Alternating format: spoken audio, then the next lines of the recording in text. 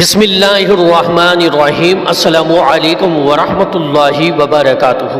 لاکھوں کروڑوں درود محمد اور آل محمد پر کہ جن کے صدقے اور وسیلے سے اللہ پاک نے ہم پر بے پناہ عنایات جاری رکھی ہوئی ہیں۔ معزز سامعین اکرام، السلام علیکم ورحمۃ اللہ وبرکاتہ۔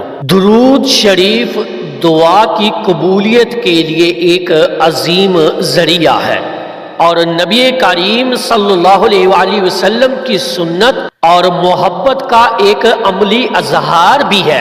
یہ دعا کے لیے ایسے ہی ہے جیسے ایک خوبصورت تعارف کسی کو قبولیت کے قریب کر دیتا ہے۔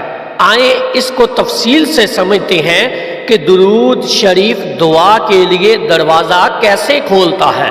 محترم ناظرین اکرام، درود شریف دعا کی ساخت کو مکمل کرتا ہے۔ دعا کی ابتدا اللہ کی حمد و ثنا اور نبی کریم صلی اللہ علیہ وآلہ وسلم پر درود و سلام سے کرنا سنت ہے۔ اس کے بغیر دعا ادھوری سمجھی جاتی ہے۔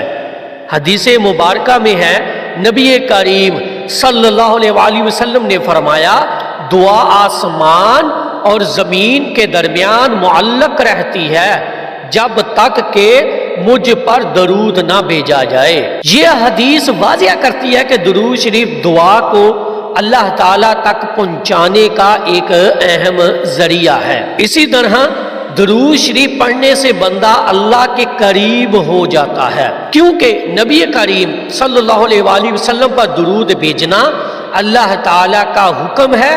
جب بندہ اللہ کے قریب ہو تو اس کی دعائیں جلدی قبول ہوتی ہیں۔ سبحان اللہ۔ درود شریف نبی کریم صلی اللہ علیہ وآلہ وسلم کی محبت اور ان کی شفاعت کو حاصل کرنے کا ذریعہ ہے۔ جب بندہ نبی کریم صلی اللہ علیہ وآلہ وسلم پر درود بھیجتا ہے تو نبی کریم صلی اللہ علیہ وآلہ وسلم اس بندے کے لیے اللہ تعالیٰ سے خیر کی دعا کرتے ہیں، اور یہ شفاعت دعا کی قبولیت میں مددگار ہوتی ہے۔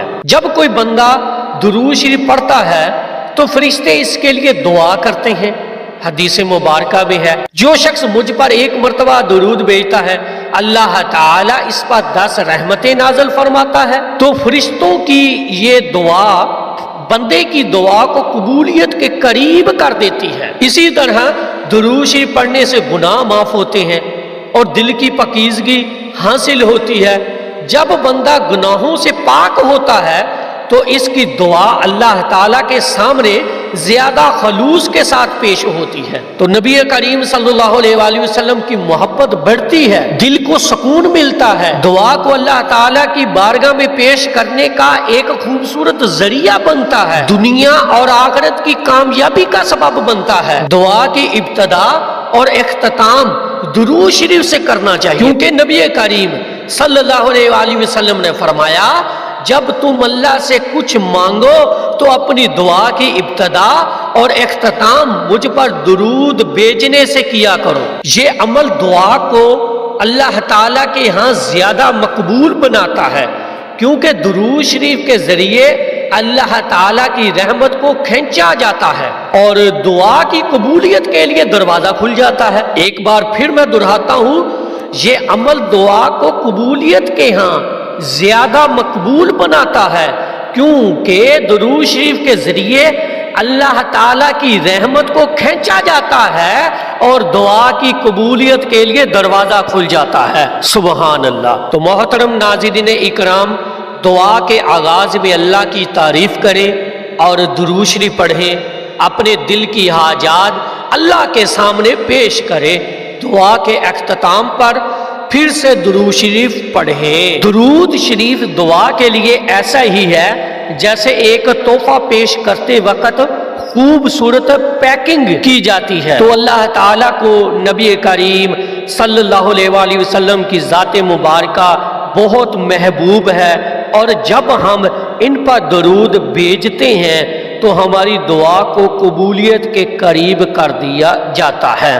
درود شریف کے ذریعے اللہ تعالیٰ کی رحمت کے دروازے کھل جاتے ہیں اور ہماری حاجات پوری ہونے کے لیے مواقع بڑھ جاتا ہے۔ آخر میں میری ایک آپ لوگوں سے یہ بھی ریکویسٹ ہے کہ درود پاک پڑھنے سے جو آپ کو کیفیات نصیب ہوتی ہیں، اللہ پاک نے آپ کے لیے مشکلوں کو آسان کیا ہوا ہے، کوئی معجزات آپ کی زندگی میں ہوئے ہوں، مشاہدات ہوں، تو ان کو جو ہے کمنٹس کے اندر ضرور ان کا ذکر کیا کریں، تاکہ دوسرے لوگ بھی اس بات سے استفادہ حاصل کر سکیں اور وہ بھی زیادہ سے زیادہ درود پاک جو ہے اپنی زندگی کے اندر شامل کر سکیں۔